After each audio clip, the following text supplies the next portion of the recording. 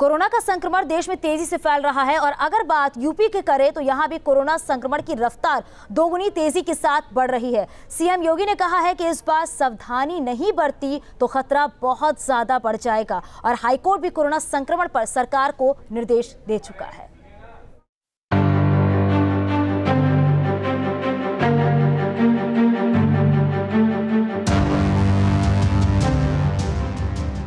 Corona की रफ्तार हुई तेज, हाईकोर्ट ने जताई चिंता। सीएम योगी ने की धर्म गुरुओं से चर्चा। कोरोना की देश में बढ़ती रफ्तार ने राज्य सरकारों के चेहरे पर शिकन ला दी है। इस बार का कोरोना बेहद भयावह है। इस कोरोना के संक्रमण की रफ्तार बेहद तेज है। इसके अलावा मृत्यु दर में भी तेजी के साथ इजाफा हो रहा है। सीएम योगी के करीबी कई अधिकारी कोरोना पॉजिटिव हो चुके हैं, तो सीएम योगी ने भी खुद को आइसोलेट किया है। सीएम योगी ने इस बार बेहद सावधानी बरतने की बात कही है। पहले चरण में जो संक्रमण था उसकी स्थिति क्या थी? वहां पर स्थिति ये थी कि अगर एक व्यक्ति संक्रमित होता था तो पूरा परिवार संक्रमित नहीं होता था। अगर इम्यूनिटी ज्यादा है तो अन्य लोग बचे रहते थे, कोई दिक्कत नहीं होती थी। एक ही परिवार में हम लोग देखते थे कि 4 लोग हैं, 2 संक्रमित हो जाते थे, 2 नहीं होते थे। इस बार तो अगर परिवार का कोई एक मेंबर संक्रमित हो गया तो पूरा परिवार तत्काल इसके साथ संक्रमित हो जा रहा है। एक खतरनाक ट्रेंड चल रहा है और पता नहीं लग रहा है इस दौरान मृत्यु दर भी पहले लहर से ज्यादा है, इसलिए बहुत सतर्कता की आवश्यकता है। यूपी में कोरोना की रफ्तार को कम करने के लिए योगी सरकार हर संभव कोशिश में लगी है। इसके लिए सीएम योगी ने खुद धर्म गुरुओं से चर्चा की और उनसे लोगों में जागरूकता फैलाने की अपील की। पिछली बार भी 2020 में जब हम लोगों ने संवाद बनाया था, उस समय प्रदेश में आप सभी लोगों ने शासन के इस प्रोटोकॉल के अनुसार ही प्रदेश की जनता से और अपने सभी अनुयायियों से इसके लिए अपील भी जारी की थी और उन सबको इस बारे में निर्देश भी जारी किया था कि इस समय मानवता को बचाने की आवश्यकता है। प्रदेश सरकार ने वर्तमान में भी कोरोना के खिलाफ इस लड़ाई में ये निर्देश उसी क्रम में जारी किए हैं। आपने कुछ सुझाव दिए हैं, सरकार इसका संज्ञान लेगी। वहीं जनहित याचिका पर सुनवाई करते हुए इलाहाबाद हाईकोर्ट भी बढ़ते कोरोना संक्रमण को लेकर चिंतित दिखा। हाईकोर्ट ने राज्य सरकार को कई निर्देश दिए। कोर्ट ने कहा कि नदी में तूफान आने पर बांध उसे नहीं रोक पाते। कोर्ट की मुख्य बातों पर अगर गौर करें तो कोर्ट ने कहा कि सरकार 3 हफ्ते का लॉकडाउन लगाने पर विचार करे। धार्मिक सामाजिक आयोजनों में 50 से अधिक लोग न शामिल हों। कोर्ट ने मास्क का सख्ती से पालन कराने का निर्देश दिया है। जरूरी समझने पर संविदा पर स्टाफ की तैनाती की जाए। शहरों में खुले मैदान में अस्थायी अस्पताल बनाकर इलाज करने के निर्देश दिए हैं। गैर जरूरी यातायात को नियंत्रित करना चाहिए। यूपी बोर्ड की ऑनलाइन परीक्षाओं में शामिल होने वाले छात्रों की जांच करने की बात कही है। हाईकोर्ट ने कोरोना संक्रमण के मामले में अगली सुनवाई के लिए 19 अप्रैल की तारीख दी है और सचिव स्तर के अधिकारी का हलफनामा दाखिल करने के निर्देश दिए हैं। इसके अलावा प्रयागराज सीएमओ और जिलाधिकारी को कोर्ट में पेश होने को भी कहा है। Team news state. और चलिए अब आपको लखनऊ लिए चलेंगे, जहां पे हमारे सहयोगी अनिल यादव हमारे साथ लाइव है। अनिल, अगर बात करें आमो खास हर कोई कोरोना की चपेट में है, लेकिन इस बीच हाईकोर्ट ने कोरोना के बढ़ते मामले को लेकर चिंता जाहिर की है। कोर्ट ने साफ कहा है कि राज्य सरकार को विचार करना चाहिए लॉकडाउन को लेकर, क्योंकि हालात बद से बदतर होते जा रहे हैं।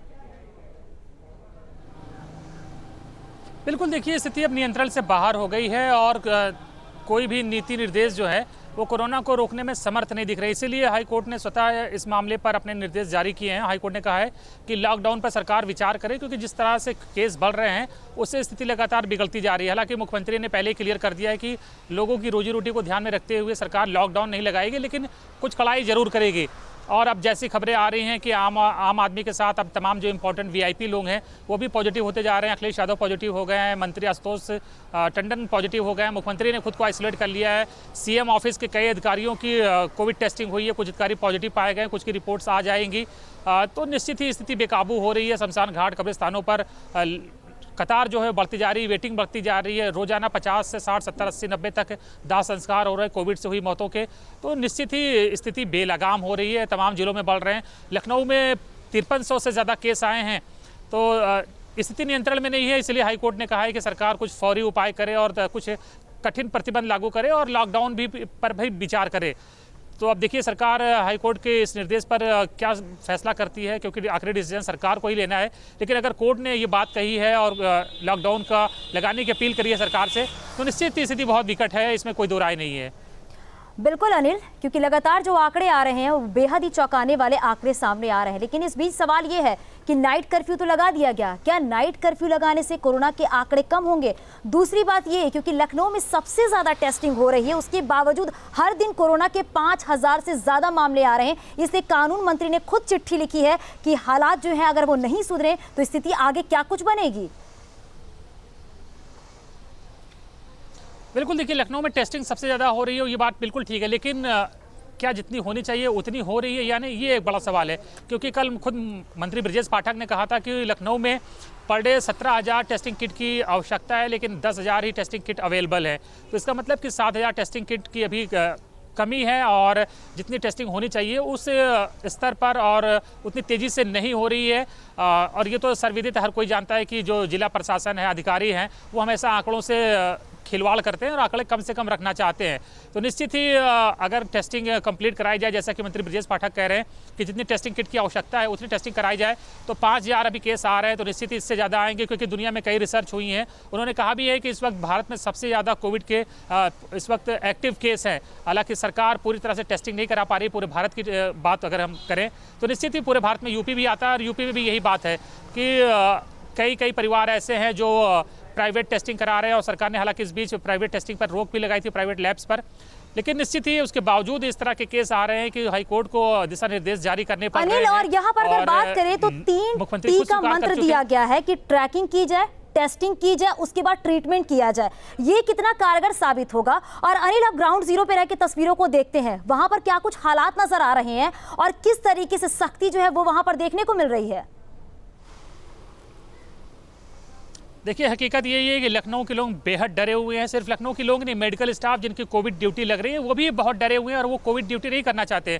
उनका कहना है कि सैकड़ों डॉक्टर्स, मेडिकल स्टाफ पॉजिटिव आ गए हैं और जो लोग ड्यूटी कर रहे हैं उनमें भय है कि कहीं वो भी पॉजिटिव ना आ जाएं। और डॉक्टरों की पॉजिटिव होने से स्वास्थ्य सेवाएं वैसे ही चरमरा गई। इसलिए सरकार ने MBBS के जो छात्र तमाम मेडिकल कॉलेज में पढ़ाई कर रहे हैं उन्हें भी कोविड ड्यूटी में लगाने का आदेश जारी किया है, क्योंकि मेडिकल स्टाफ की कमी हो गई है। लेकिन इस बार डर इसलिए है क्योंकि जो मौत की दर है वो पहली लहर थी कोरोना की उसके मुकाबले ज़्यादा है, ज़्यादा डेथ हो रही है, इसलिए लोग डरे हुए हैं। और यही वजह है कि हमें अब ये इस तरह की बातें सुनने में आ रही है कि दवाइयों की कमी हो गई मेडिकल स्टोर पे और ऑक्सीजन सिलेंडर्स की कमी हो गई है, बेड अवेलेबल नहीं है, पूरे अस्पताल फुल हो गए हैं, लोग घर में आइसोलेट होकर इलाज कराने को मजबूर है। और घर में हालत जब बिगड़ जाती है तो फिर उनको भर्ती कराने में लोहे के चने जमाने पड़ते हैं और देरी से भर्ती होती है, इसलिए लोगों की डेथ भी हो रही है। क्योंकि हमने अभी इतिहासकार योगेश प्रवीण का मामला देखा कि मंत्री ब्रजेश पाठक भी उन्हें अस्पताल में बेड नहीं दिलवा पाए और एम्बुलेंस उनके घर देर से पहुंची और उनकी डेथ हो गई। बिल्कुल, क्योंकि जैसा कि भी आप बता रहे हैं अनिल, क्योंकि बेड की कमी की खबरें भी सामने आ रही हैं, ऑक्सीजन की कमी की भी खबरें सामने आ रही हैं। लेकिन सवाल ये भी यहाँ पर खड़े होते हैं क्योंकि दावे तो यही किए जा रहे हैं प्रशासन की तरफ से कि व्यवस्थाएं पूरी कर दी गई हैं। हालांकि सरकार की तरफ से व्यवस्थाएं पूरी कर दी गई हैं, लेकिन कहीं ना कहीं कोई तो कमी है प्रशासन की तरफ से जिसकी वजह से ये स्थितियां देखने को मिल रही हैं। देखिए पहली बार जब कोरोना की लहर आई थी तो लॉकडाउन लग गया था। शुरुआत में ही 2-3 हफ्ते का लॉकडाउन लगा था। सरकारों के पास समय था, उन्होंने अपने आप को रेडी कर लिया था महामारी से निपटने के लिए। लेकिन इस बार तैयारी पूरी नहीं थी। इसलिए नहीं थी क्योंकि 15-20 दिन पहले 15-20 केस सिर्फ लखनऊ में आ रहे थे, तो माना गया था कि कोविड अब खत्म हो रहा धीरे धीरे, उतना खतरा नहीं रह गया। लेकिन अचानक से ही 15-20 दिन में ही ये 20 से शुरू हुआ और 20 से होता होता 5000 केस तक पहुँच गया है। इसलिए सरकारों के पास समय नहीं था, तो अधिकारी भी थोड़ा सा गाफिल हो गए थे अधिकारी। और ये वजह है कि जो कोविड हॉस्पिटल से उन्हें खत्म करके नॉर्मल हॉस्पिटल में तब्दील कर दिया गया था।